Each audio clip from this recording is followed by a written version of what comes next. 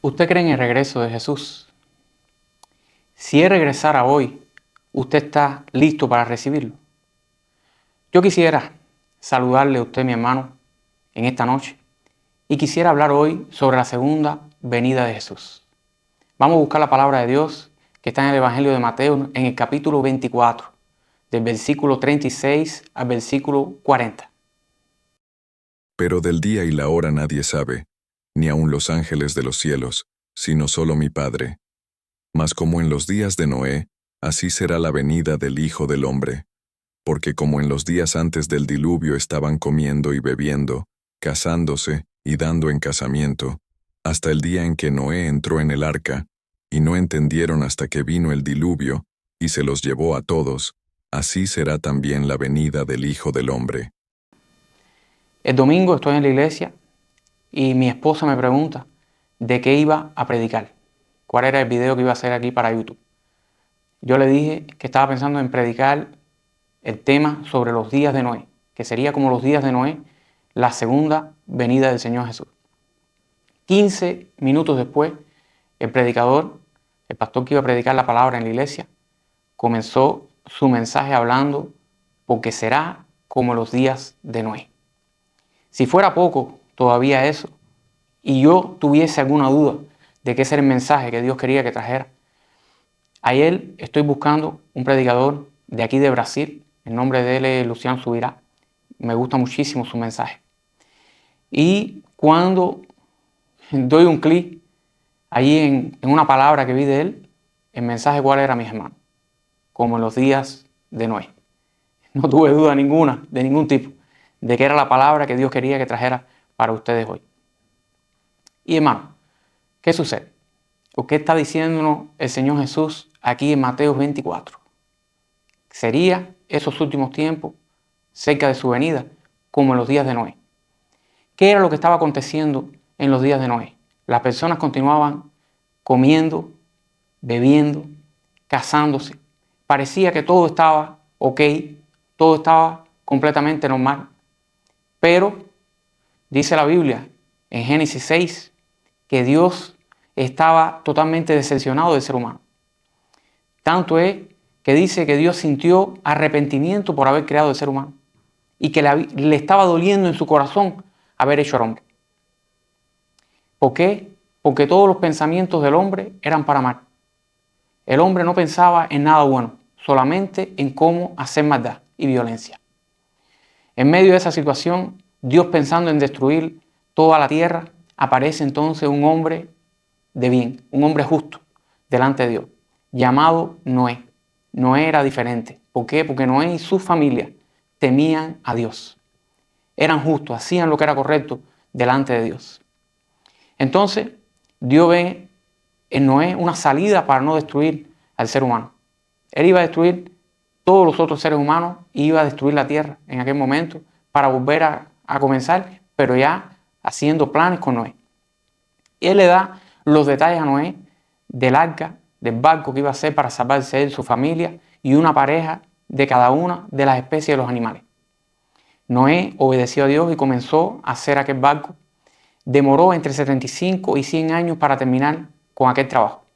Dice la Biblia allá en la segunda epístola de Pedro, en el capítulo 2, verso 5, que Noé era pregonero de justicia. Quiere decir que Noé predicó a aquellas personas para que se arrepintieran. Yo me imagino a aquellas personas burlándose de Noé, diciéndole, tú estás loco, eso nunca va a suceder. Tú estás soñando. Y Noé seguía con su fe, con su confianza en la palabra, en la promesa que Dios le había dado. Y es que los días de Noé, hermanos míos, en todas las cosas, cuando los analizamos, se parecen mucho a los días que nosotros estamos viviendo ahora. Estamos hablando a las personas de Jesús, les estamos alertando sobre la segunda venida para que se preparen, para que conozcan al Señor Jesús, para que se salven de la hecatombe que va a suceder. ¿Y qué hacen ellos? Muchos de ellos, ¿qué hacen? Se burlan, muchas veces denigran lo que estamos hablando y simplemente siguen su vida. Así mismo sucedió en los días de Noé. Y aquellas personas fueron destruidas todas por un diluvio que acabó con todo lo que existía vivo en la tierra y solamente se salvó Noé, su familia y los animales que estaban dentro del arca. Y ahí Dios comenzó nuevamente con su plan para el ser humano. Yo quisiera leerles a ustedes la palabra de Dios, una palabra bien especial también que está en la segunda epístola de Pedro, en el capítulo 3, del versículo 9 al 10. Vamos a leer esa palabra. El Señor no retarda su promesa, según algunos la tienen por tardanza, sino que es paciente para con nosotros, no queriendo que ninguno perezca, sino que todos procedan al arrepentimiento. Pero el día del Señor vendrá como ladrón en la noche, en el cual los cielos pasarán con gran estruendo, y los elementos ardiendo serán deshechos, y la tierra y las obras que en ella hay serán quemadas. Ahí usted puede ver que dice la Biblia que muchas personas se preguntarían en estos tiempos, como muchísimas se han preguntado en los siglos anteriores, que por qué Dios se demora tanto. Generalmente esa pregunta se la hacen personas que no tienen fe, porque es una forma de tratar de justificarse de por qué no creen en Dios y una forma también de tratar de avergonzar a los que creemos en Dios, a los que creemos en la segunda venida del Señor Jesús. ¿Y qué dice? Que aún así Dios no ha venido para salvar a esos que se burlan de Él, a esos que no creen en su segunda venida, tratando de darle oportunidad. ¿Por qué? Porque Dios es longánimo en misericordia y Dios no quiere que nadie se pierda. Dice la Biblia que Dios no desea la muerte del impío. Dios lo que desea es que el impío se arrepienta y que venga a los pies del Señor Jesús. Y aún personas que no sean impías, pero que no conocen a Jesucristo, que tienen alguna bondad en su corazón, que son personas de bien, que también conozcan al Señor Jesús, para que entonces puedan gozar de la segunda venida de Jesús, que la segunda venida de Jesús no sea para juicio para ellos, sino para vida eterna. Ese es el deseo de Dios. Ese es el deseo del Señor Jesús. Y quisiera hablarles, hermanos, de algunas de las profecías que están en la Biblia, que se están cumpliendo en este tiempo que estamos viviendo. Sabemos, hay muchas profecías que hablan, por ejemplo, que ocurriría en estos últimos tiempos, terremotos, guerra, pestilencia. Pero de esas no quiero hablarles hoy. Lo que quiero hablarles es de otras profecías que están escritas en la palabra de Dios y que son un termómetro para nuestro tiempo que estamos viviendo. La primera, dice la Biblia también en Mateos 24, que en los últimos tiempos una de las señales que percibiríamos es que el amor de muchos se iba a enfriar por causa del pecado. Y no es lo que estamos viendo. Personas defendiendo la legalización del aborto, personas defendiendo la legalización de las drogas. ¿Cuántas personas matan las drogas? El aborto está matando a una criatura. Personas, por ejemplo, usted puede ver la inversión de valores. Personas que defienden los bandidos, las personas que hacen el mal, a las costas de la persona que hace el bien. Prefieren defender al bandido, al sanguinario, antes de defender a la persona que hace el bien. Eso es señal de los últimos tiempos. También ahí mismo en el capítulo 24 habla sobre la persecución que ocurriría contra el pueblo de Dios en estos tiempos. Abra un poco ahí en YouTube o Google si quiere, para que usted vea, coloque nada más ahí situación con los cristianos en Nigeria. Y usted va a ver cómo están matando cristianos en Nigeria, solamente por su fe. Están muriendo en manos de personas intolerantes. En 2024 murieron más de 3.000 cristianos en Nigeria. Hermano, realmente es una situación del final de los tiempos. Otra de las señales que dice la Biblia está en Daniel 12. Dice que en los últimos tiempos la ciencia aumentaría. Piense nada más, hermano mío, en los últimos 50 años, cuánto no aumentó la ciencia. Si vamos a la medicina, trasplante de cualquier órgano, cirugía cardíaca, cateterismo, nuevos antibióticos, el soporte de pacientes graves en terapia intensiva, ventiladores, monitores, ¿cuánto progresó todo eso? Otra palabra que habla de los últimos tiempos es que en los últimos tiempos la apostasía aumentaría. ¿Qué cosa apostasía? Personas que se desvían de la sana doctrina, personas que rechazan la fe que un día tuvieron. Y es lo que estamos viendo. No lo hacen abiertamente, lo hacen muchas veces encubiertamente. Dice la Biblia, ahí en Timoteo, en la segunda epístola de Timoteo 4, que tendrían comezón de escuchar, de oír, y que no sufrirían por la sana doctrina, sino que sufrirían por causa de fábulas de viejas, por causa de historias de mentiras. Y vemos en este tiempo cuántas personas amadoras de sí mismas, amantes del dinero fácil, deshonesto. Personas que tuercen la sana doctrina, que enseñan aberraciones a los discípulos. Estamos viendo todas esas cosas. Principios de dolores, finales de los tiempos, es lo que estamos viviendo. Y no podemos hablar de finales de los tiempos sin hablar del pueblo de Israel. Dice la Biblia que el pueblo de Israel es la nación de Dios y por tanto el pueblo de Israel es el reloj de Dios. Sabemos que el pueblo de Israel, según nos dice Pablo en la Biblia también, ellos fueron rechazados por un tiempo para que nosotros, los gentiles, entrásemos en la plenitud de la fe. Y entonces vino la iglesia a la cual nosotros pertenecemos y damos gracias a Dios por su misericordia. Pero el trato con el pueblo de Israel no acabó. Hay una profecía que está en Daniel 9, que es la profecía de las 70 semanas. De esas 70 semanas ya se cumplieron 69 semanas. No son semanas literales, sino alegóricas.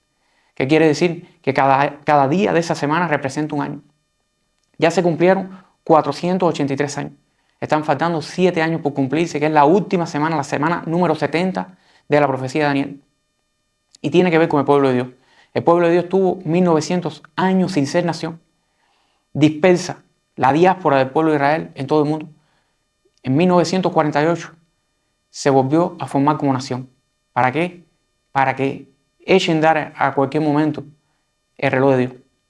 Para que se cumpla esa semana número 70. Desde que se formaron como nación no tienen paz. Todo el tiempo asediados, con guerra alrededor. Y va a venir una persona que es conocida como el anticristo, como el inicuo, el hijo de perdición, que va a decir, yo llegué aquí con una solución. Yo tengo para ustedes un tratado de paz. Yo voy a resolver el conflicto que ustedes tienen para siempre. Y ellos van a creerle. Pero cuando lleguen cuando se cumplan los 3 primeros años y medio, ellos se van a dar cuenta de quién es aquella persona, que no es un enviado de Dios, que es un diabólico. ¿Por qué? Porque él va a tratar de detener en el templo el sacrificio y va a pedir, va a exigir que se le adore a él. Y entonces ellos ahí se van a dar cuenta de lo mal que hicieron y que aquel Mesías que rechazaron era el verdadero Mesías, Jesucristo. Entonces, hermano, yo quisiera hablarles ahora, porque tenemos que estar preparados para estos últimos tiempos. Quisiera hablarles una palabra de Dios que está en Apocalipsis 3, versículo 11. Voy a leérselas aquí un momento para que ustedes vean lo que dice la palabra de Dios aquí, la advertencia que Jesús nos está haciendo. He aquí, yo vengo pronto. Retén lo que tienes para que ninguno tome tu corona. Lo primero, yo vengo pronto. ¿Qué está diciendo Jesús? Yo vengo en breve. En cualquier momento yo puedo aparecer. Todo está cumplido. Lo segundo, quiero hablarle de retener lo que tenemos. ¿Qué es lo que nosotros tenemos? Tenemos una promesa de vida eterna y ya nosotros disfrutamos vida eterna, porque ya nuestra vida eterna comenzó aquí. Nosotros pertenecemos al reino de los cielos. Tenemos una promesa de que vamos a recibir una corona incorruptible, una corona de gloria, sin contar de todas las bendiciones que nosotros como cristianos tenemos. Pero tenemos que retener eso que tenemos, hay que cuidarlo. Y yo quisiera hablarle a usted de 3 pilares esenciales para cuidar lo que nosotros tenemos. El primer pilar es la oración. La oración es lo que nos permite tener comunión con Dios, tener intimidad con Dios, conocer a Dios. Muchas veces las personas piensan que la oración es algo para salir de una situación. Y hasta muchas veces las personas vienen y te piden oración porque tienen una situación, un problema, que necesitan que tenga una solución. Pero la oración es mucho más que eso. La oración la podemos usar en algún momento para salir de un problema. Pero la oración la usamos todos los días para tener comunión con Dios y conocer al Dios que creemos. El segundo pilar, la lectura de la palabra de Dios, lectura de la Biblia. En la Biblia está revelado todo el plan de Dios. La Biblia es el manual de Dios. Alguien puede pensar que va a comprar un electrodoméstico y no va a leer el manual. No, ahí es donde está la información del equipo. Asimismo, la información de lo que Dios quiso revelarnos está en su palabra, en la Biblia. Tan importante es la Biblia que Jesús, cuando fue a reprender al diablo, cuando fue tentado en el desierto, Él no apeló a su sabiduría, Él apeló a la palabra de Dios. Y cada tentación del diablo fue respuesta. Escrito está, escrito está, escrito está. Entonces, hermano, estemos procurando la palabra de Dios, la dirección de Dios mediante su palabra. Y el tercer pilar Dice la Biblia en Hebreos que no nos dejemos de congregar como algunos tienen por costumbre. Y es que en los tiempos de los apóstoles ya habían personas que acostumbraban a no congregarse. Y dice en los Salmos que allí, cuando nos congregamos, allí Jehová envía bendición y vida eterna. Si usted aún no es cristiano, busque una iglesia, procure a Dios, busque una comunión con Dios, ore, lea la palabra de Dios.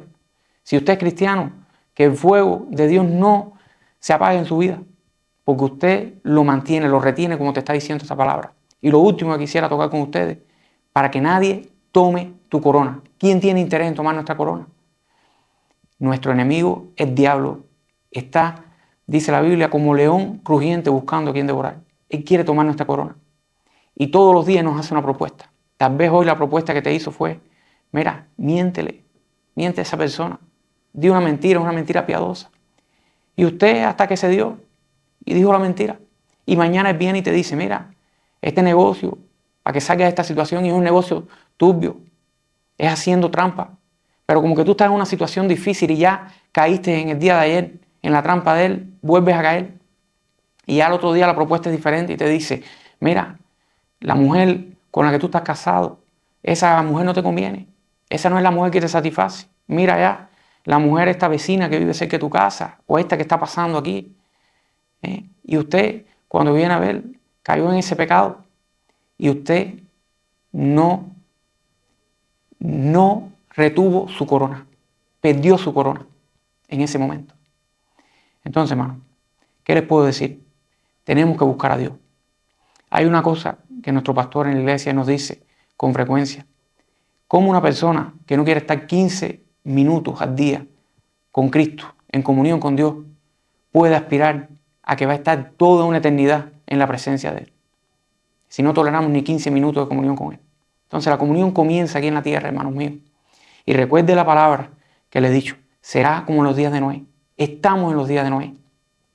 Donde personas son amantes de sí mismas, amadoras de sí mismas, de la riqueza, de la riqueza deshonesta. El amor de muchos se está enfriando a causa del pecado. Los apóstatas están apareciendo, personas que están renunciando a la fe verdadera. Persecución, la ciencia está aumentando. Pero para todo eso, Jesús nos tiene una palabra que transmite esperanza a nuestros corazones. Yo estoy regresando pronto, estoy regresando por ti. Retén, cuida lo que tú tienes y nadie va a tomar tu corona. Dios te bendiga, mi hermano.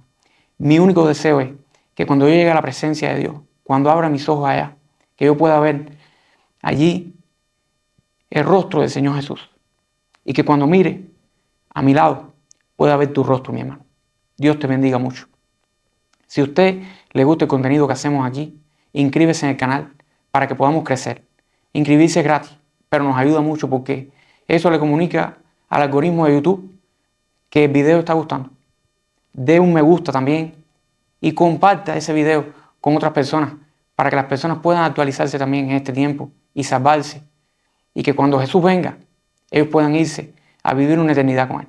Dios les bendiga su vida. Un abrazo.